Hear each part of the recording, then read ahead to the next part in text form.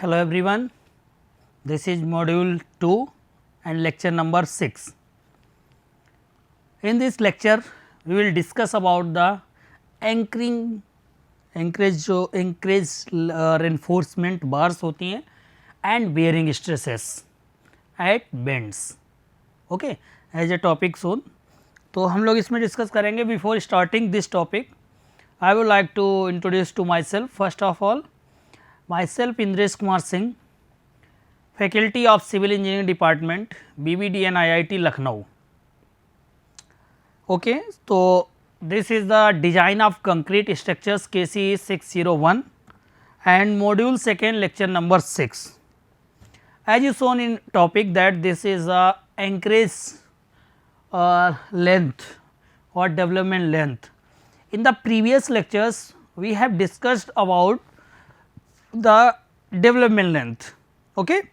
तो अभी इस लेक्चर में आपको मैं बताने जा रहा हूँ कि एंकरेज लेंथ क्या होती है. तो मेन क्या है आप समझिए ध्यान से कि जब हमें मान लीजिए यहाँ पर कोई भी सपोर्ट है, यहाँ पर आपकी एक कैंटिलीवर बीम है, ठीक है. अगर आप यहाँ तक कोई भी इसमें रेनफोर्समेंट प्रोवाइड करा रहे हो और इस पर कोई भी लोड आया इतना ज़्यादा, तो अगर उसको ट्रांसफ़र करना हो किसको, स्टील वार को, तो वो अगर इतनी हमने रेनफोर्समेंट डाली तो यहाँ से फेलियर हो सकता है. हमने क्रिटिकल सेक्शन की भी बात की थी. ओके, तो इसलिए हम कुछ रेनफोर्समेंट ऐसे प्रोवाइड कराते हैं इस तरीके से कि जो हमारे ट्रांसफ़र करें इसमें जो भी लोड आया, तो ये जो लेंथ होगी यहाँ से यहाँ तक की, इसको मैं बोलता था LD डेवलपमेंट लेंथ. ठीक है, डेवलप्ड लेंथ किसमें, किसी भी स्ट्रक्चर में. अब बात आई है कि जब बेंड होता है, ये बेंड होता है, ठीक है, anchorage length also we can say developed length. Okay, developed length के बराबर हो सकती है या उससे ज़्यादा हो सकती है एंकरेज लेंथ. ठीक है, तो अब मैं देखता हूँ यहाँ पर कि जो हमें ये बेंड हो रहे हैं, ठीक है, इसके बारे में जब जानेंगे आप, जो भी रेनफोर्समेंट होती है उसको बेंड कैसे करते हैं, कितने एंगल्स पे करते हैं, ये चीज़ें आपको इसमें समझ में आएंगी. ठीक है, हुक के बारे में जो बात करेंगे, तो सबसे पहला जो आपका है कि anchorage in steel bar is a normally provided in the form of bends. जो एंकरेज होती है, जो हमारी ये डेवलप्ड लेंथ थी, इसी में जो ये चीज़ हुई है ना, तो बेंड किए हैं, तो इसी फिर हम बोलते हैं यही वाली लेंथ को, इसको हम एंकरेज बोलते हैं. ठीक है, तो अब ये कैसे हो सकता है बेंड. बेंड आपका कोई भी रेनफोर्समेंट आप डालेंगे, जहाँ पर भी प्रोवाइड करेंगे, जहाँ पे मान लीजिए कैंटिलीवर बीम है वहाँ पे अगर आप प्रोवाइड करा रहे हैं, तो अब ये देखना है कि हम उसके जो एंड्स पे होता है उसको बेंड कैसे करेंगे. हो सकता है कि आप जब ये वाली रेनफोर्समेंट प्रोवाइड करा रहे हो तो आप बिल्कुल ऐसे करके 90 डिग्री पर बेंड कर दीजिए. हो सकता है आप इसको इस तरीके से 180 पर बेंड कर दीजिए, आप इस तरीके से बेंड कर दीजिए. तो बेंडिंग ऑफ रेनफोर्समेंट, जब भी कोई बीम कॉलम या फुटिंग जब भी डिजाइन करते हो तो बेंडिंग ऑफ रेनफोर्समेंट आपको जरूर आनी चाहिए. अब ये भी स्पेसिफाई किया गया है IS कोड 456/2000 के द्वारा कि हम कितना और कैसे बेंड करेंगे उसको. ठीक है, तो एंकरेज वैल्यू जो होती है of a bend of war is taken 4 times diameter of the war. अब जैसे कि ये बात कही गई कि एंकरेज वैल्यू ऑफ बेंड क्या होती है, ये सारी बेंड्स हैं तो क्या होती है, ये आपको बताएगा 4 time diameter of the war, मतलब कि लिखा मिलेगा 4 5. ओके, इस तरीके से, वेयर 5 क्या है यहाँ पर कि आपका डायमीटर ऑफ द वार है. ठीक है, फॉर एवरी 45 डिग्री बेंड्स. याद रखिएगा कि कहीं पर भी अगर आप ये 45 डिग्री है, ठीक है, तो 45 डिग्री मतलब कि अगर 45 डिग्री आप बेंड कर रहे हो तो एंकरेज वैल्यू ऑफ बेंड जो रहेगी वो 4 5 रहेगी. ठीक है, अब आप समझिए ध्यान से, अगर मैं यहाँ पर 90 डिग्री बेंड कर दूं तो कितना हो जाएगा, 2:45 हो गया 90 का मतलब, तो मतलब हो गया आपका 2 × 4 5. ठीक है, तो अब कितनी आप लेंथ प्रोवाइड कराओगे, 8 5. अब अगर इसी तरीके से मैं एंगल की बात करूं, आपका कह दूं कि 180 डिग्री है, तो 180 डिग्री को अगर हम मल्टीप्लाई करें तो 4 × 45 हो जाएगा, और 45 डिग्री के लिए क्या होता है 4 × 4 5, तो हो गया हमारा 16 5. ठीक है, तो 4 5 से जब 45 पे हमने बेंड की होगी और जब 180 तक बेंड हो गया है तो हम उसके डायमीटर ऑफ बार होता है उस पर डिपेंड करता है ये बेंड की. ठीक है, तो एंकरेज वैल्यू ऑफ बेंड जो होती है बार की वो कितनी होगी, ये एंगल पे डिपेंड करता है कि हम कितना बेंड कर रहे हैं किसी भी रेनफोर्समेंट को जो प्रोवाइड करा रहे हैं आप बीम में, कॉलम में या कहीं पे भी फुटिंग में, ठीक है। तो यहाँ पे बीम चल रही है तो हम लोग बीम में बात कर रहे हैं कि कैसे हम प्रोवाइड करेंगे। एक्चुअली जब हमारा कंक्रीट और रेनफोर्समेंट की बॉन्डिंग की बात होती है तो मैंने आपको बताया था कि जब भी कोई कंक्रीट है और उसके साथ रेनफोर्समेंट है तो वो बॉन्ड कैसे बनाएगी। आप ध्यान से देखिएगा, ये मान लीजिए कंक्रीट है, इसमें ये रेनफोर्समेंट हमने डाल दी, ठीक है। तो अब ये देखिए ध्यान से, एक तो एडहेशन फोर्स सबसे पहले होगा इन दोनों के बीच में, ताकि ये रेनफोर्समेंट को पकड़ के रखे कौन, कंक्रीट। क्यों? क्योंकि अगर यहाँ पर मान लीजिए पी टेंसाइल फोर्स हमने लगा दिया और ये इस डायरेक्शन में जा रहा है, अगर ये आपस में इन पे बॉन्ड्स नहीं होंगे तो ये इजीली बाहर निकल जाएगी, ठीक है। तो फिर स्ट्रेंथ नहीं मिल पाएगी। इसका मतलब हुआ कि यहाँ पर सबसे पहले कौन सी स्ट्रेस जनरेट होगी जो रेजिस्ट कर रही होगी इसको, तो वो होती है आपकी एडहेसिव स्ट्रेसेस, ठीक है। तो सबसे पहले आपको मिल जाएगा नंबर 1 पे एडहेशन, एडहेसिव के कारण कितनी इसमें ताकत है कि दोनों बॉन्ड बना सकते हैं। दूसरा जो उसके ऊपर आता है वो आता है फ्रिक्शनल, कि दोनों के बीच में जितना फ्रिक्शन होगा ज़्यादा तो उतना ही ज़्यादा इनके बीच में बॉन्ड होगा, ठीक है। तो वो फ्रिक्शनल आपका बॉन्ड होगा, और वो फ्रिक्शनल बॉन्ड आपका जैसे पता है कि अगर प्लेन रेनफोर्समेंट है तो कम होगा उसमें, ठीक है। HYSD है जब आपकी, तो फिर डिफॉर्म बार होते हैं उसमें ज़्यादा होता है, ठीक है। तो ये आपका रहता है यहाँ पे दूसरा नंबर पे आता है फ्रिक्शनल, तो इसके कारण भी उनमें बॉन्डिंग होती है, ठीक है। और फिर इसी तरीके से जो इन पे शियर जनरेट होती है, ठीक है, तीसरे नंबर पर, तो फिर वो तीसरे पर हो जाती है जो कि उनकी शियर स्ट्रेस होती है। तो बॉन्ड स्ट्रेस की बात कर रहे थे हम, ठीक है। तो ये तो वो हो गया कि कैसे कैसे अगर मान लो स्मूथ है तो उसमें बॉन्ड स्ट्रेस कम होगी, अगर ज़्यादा रफ है तो उसमें बॉन्ड स्ट्रेस ज़्यादा होगी, ठीक है। तो इस तरीके से ये जब डेवलपमेंट लेंथ यहाँ पे आती थी किसी भी कॉलम में, तो हम बताते थे कि कैसे इनमें बॉन्ड स्ट्रेस आती थी। अब यही चीज़ जो बॉन्ड स्ट्रेस है वो मैंने देखा था कि IAS कोड 456/2000 ने प्लेन रेनफोर्समेंट के लिए 250 के लिए आपको बताई थी वैल्यू, टाउ VD से डिनोट कर रहे थे, वो वैल्यू आपको बताई थी।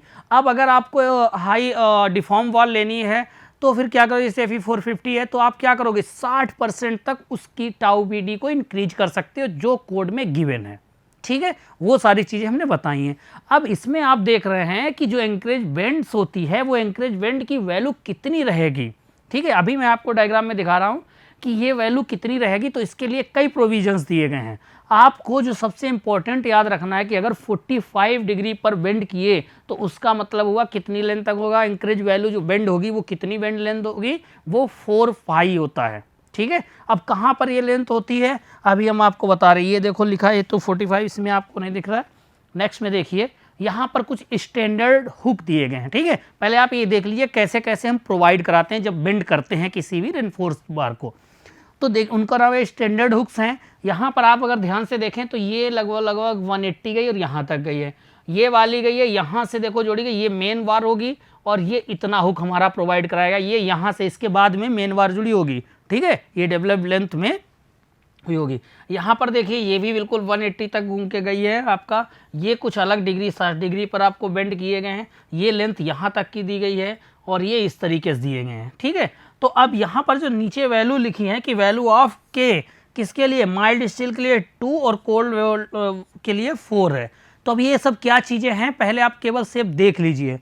अब इसमें आपको दिखेगा साफ साफ, देखिए कि एंकरेज रेनफोर्सिंग वार जो होती हैं उनको अगर बेंड करोगे तो उनमें कहाँ पे क्या लेंथ होती है, कितनी वैल्यू हम लेंगे। तो एक स्टैंडर्ड IAS कोड ने ये बताया कि अगर आपने कोई भी जो आपने डेवलप्ड या एंकरेज रेनफोर्समेंट प्रोवाइड की उसका डायमीटर कितना है, 5 है अगर, ठीक है। तो 5 अगर है तो अगर हम उसको बेंड कर रहे हैं 180 तक जा रही है, तो ये जो डिस्टेंस है ये देखिए जहाँ से बेंड स्टार्ट हुआ, ठीक है, ये वाली, तो ये जो डिस्टेंस होती है ये आप ध्यान रखिएगा, बेंड की वैल्यू, एंकरिंग बेंड की वैल्यू ये K+1 इन्होंने इसको माना है, ठीक है। अब K+1 का मतलब क्या हुआ कि K की वैल्यू जो हमने बताई थी कि माइल्ड स्टील के लिए वैल्यू कितनी होती है, 2 होती है, और उसके लिए कोल्ड वर्क स्टील के लिए कितनी होती है, 4 होती है। तो अगर यहाँ पर 2 रखोगे, माइल्ड स्टील होगी तो कितना हो जाएगा, 3, 5, ये वाली डिस्टेंस हो जाएगी, ठीक है। अभी एंगल पे हम बात नहीं कर रहे हैं। तो ये 3, 5 डिस्टेंस हो गई, लेकिन इसके बाद में 5 ये ध्यान से देखिएगा, यहां से आप ये दिस वन इज द के रेडियस हो गई इसकी। अब क्या ये वाली लेंथ आपकी हो गई 4, 5 मिनिमम, ठीक है, यहां पर दी गई। अगर ये 90 डिग्री पर बेंड है तो आप ध्यान से देखिए ये वाली डिस्टेंस आपकी k+1 फाई होगी इतनी, और ये जो डिस्टेंस बचती है जहाँ तक बेंड होता है उसके बाद वाली जो डिस्टेंस होती है ये 4 फाई होती है मिनिमम।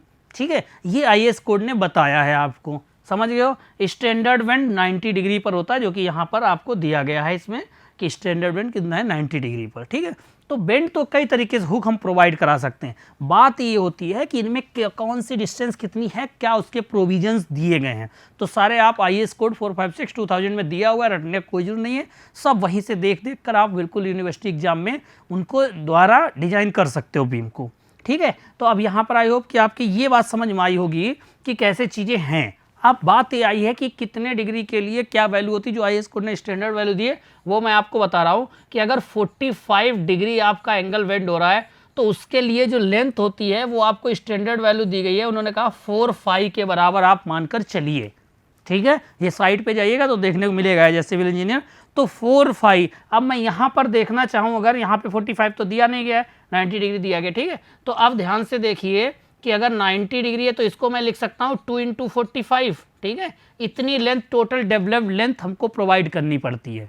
ठीक है, पूरी लेंथ की जो बात हो रही है, तो यहाँ पे 2 × 4 फाई, ये सारी वैल्यू ऐसे याद करते जाओ, मतलब जितने भी एंगल पे बेंड कर रहे हो 45 = 4 फाई उसी में मल्टीप्लाई करते जाओ तो आपको पूरी डेवलप्ड लेंथ पता चल जाएगी। कुछ पॉइंट्स उसके बारे में लिखे हैं कि जो डिफॉर्म वार होती है may not need end anchorage if the development length requirement is satisfied. मतलब ये कहें कि अगर हमको कोई भी जैसे मान लीजिए यहाँ पर ये कॉलम है और ये कैंटिलीवर बीम थी, आपने ऐसे डेवलप्ड लेंथ के लिए ये बेंड करके लाए, डेवलप्ड लेंथ प्रोवाइड की, अगर इतने में हमें जो रिक्वायरमेंट थी ट्रांसफर सब हो जा रहा था तो फिर उतना ज़्यादा जरूरत पड़ती नहीं। सॉरी, यहाँ पे ध्यान देखिए इतना तक। ठीक है, ये डेवलप्ड लेंथ है, अगर इसमें हो गई सारी रिक्वायरमेंट तो फिर हमें कोई ज़रूरत है ही नहीं बेंड की। ठीक है, तो एंकरेज का मतलब ही नहीं, कोई आपको जरूरत पड़ेगी नहीं। लेकिन अगर नहीं फुलफिल कर पा रहे हैं तब हमको क्या करना है, इसको बेंड करना पड़ता है ताकि इजीली ट्रांसफ़र कर सके। ठीक है, ऐसा होता है कि सपोर्ट जब कहीं पे दिया जाता है वहाँ पे थोड़ा डिस्टेंस पे अगर ये रेनफोर्समेंट होती है तब फिर वहाँ पे जरूरत पड़ता है, तो फिर हमको ये बेंड करना पड़ेगा। अब बेंड पे आपको ध्यान देना है कि कितना बेंड करोगे, इंक्रीज कितना रहेगा। ठीक है, ये सारा प्रोविजंस है।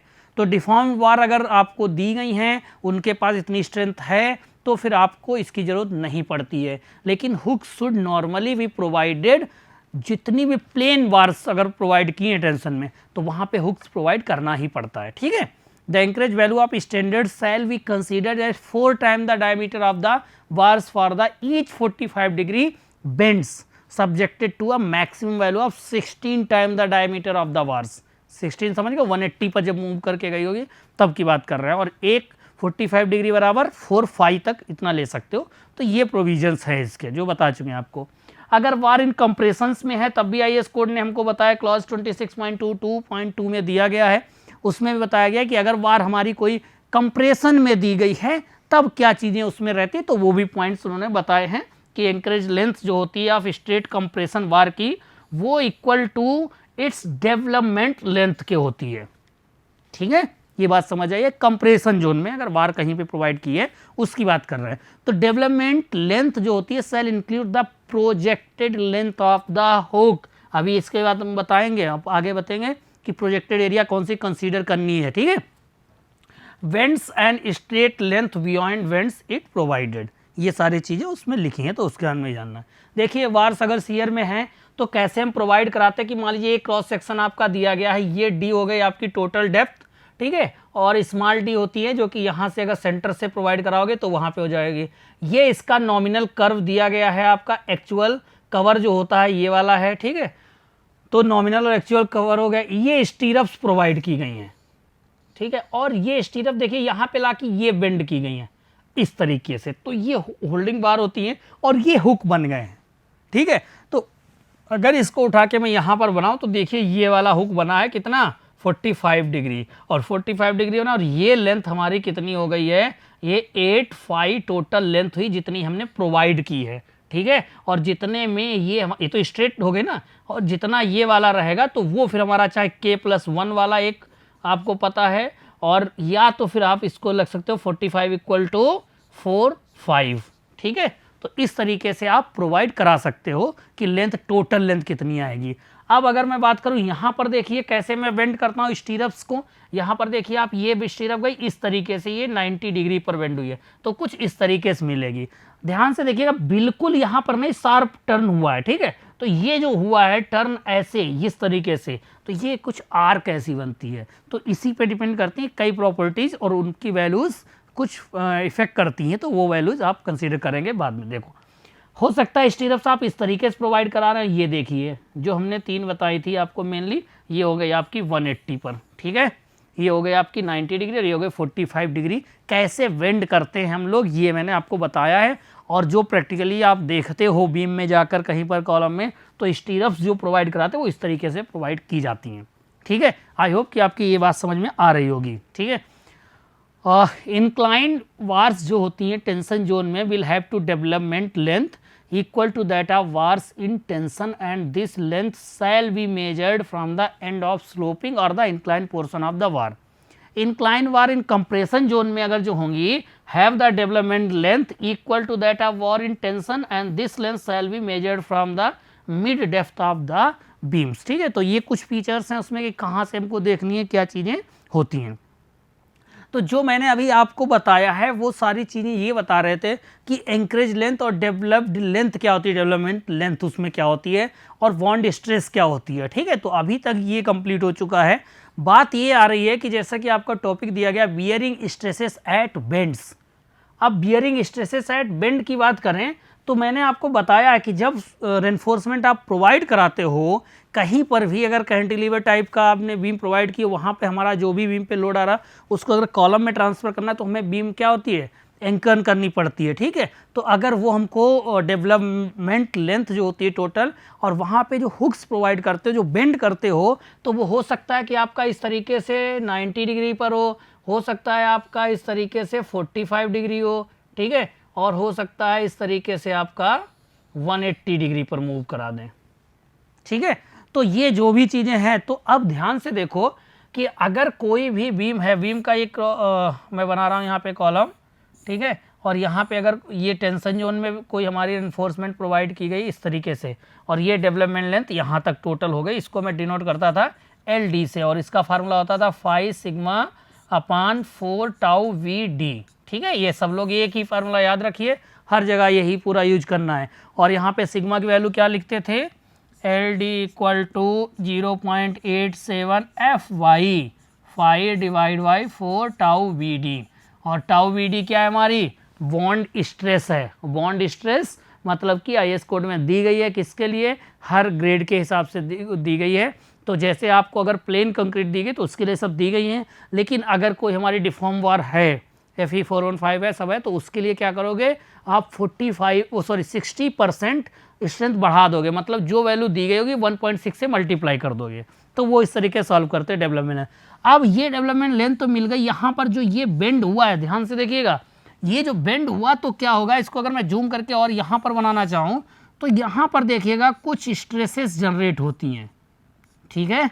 ये कुछ स्ट्रेसेस जो जनरेट होंगी जहाँ पर भी हो कि आप बेंड प्रोवाइड कराते हो, तो उनको हम लोग बोलते हैं बियरिंग स्ट्रेसेस एट बेंड्स, ठीक है। तो इनको कैसे जानोगे, तो आपको अगर मैं इसी स्ट्रक्चर की बात करूं, ये कंक्रीट पूरा है इसमें, ठीक है, और ऐसे कंक्रीट के अंदर स्ट्रक्चर के अंदर ये रेनफोर्समेंट है। अगर इस रेनफोर्समेंट पर मान लीजिए इधर अगर कोई हमारा लोड या फोर्स कोई भी लग रहा है, तो ये फोर्स जो भी लगेगा टेंसाइल फोर्स बीम में, ठीक है, हमने मान लिया इधर को पुल कर रहा है, तो इसके कारण जो ये स्ट्रेसेस जनरेट हुई हैं, ठीक है, इनको कैसे कैलकुलेट किया जाएगा, तो इनको कैलकुलेट करने का सबसे आसान तरीका आपका है, यहाँ पर देखिए एक चीज़ बताई थी मैंने आपको, ये देखिएगा ये जो आर कैसी बन रही है, ये देखिए यहाँ पर आर लिए गए हैं, ठीक है, आर फाई, ठीक है, और यहीं पे वो स्ट्रेसेस जनरेट हो रहेंगी।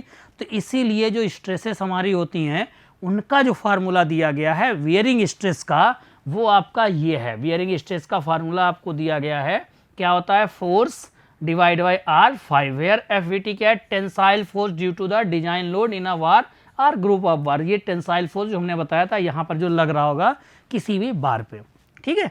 R क्या है, इंटरनल रेडियस ऑफ बेंड्स है। मैंने आपको बताया कि जितनी भी यहाँ पे, जैसे अगर नहीं समझ में आ रही तो पीछे भी डायग्राम में मैंने बताया है ये वाला, ठीक है, यहाँ पे कॉर्नर पे, क्योंकि शार्प होगी बिल्कुल तो ऐसे शार्प बेंड नहीं होती, तो यहाँ पे कुछ कर्व होता है, तो जितना कर्व होता रहेगा उतनी वो रेडियस की बात कर रहे हैं, वो रेडियस आपकी इंटरनल रेडियस ऑफ बेंड होती है।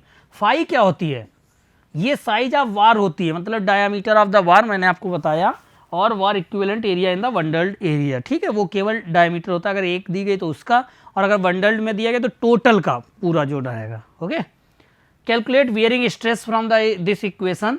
ओके, तो अगर आप इस इक्वेशन से करेंगे, shall not exceed the following.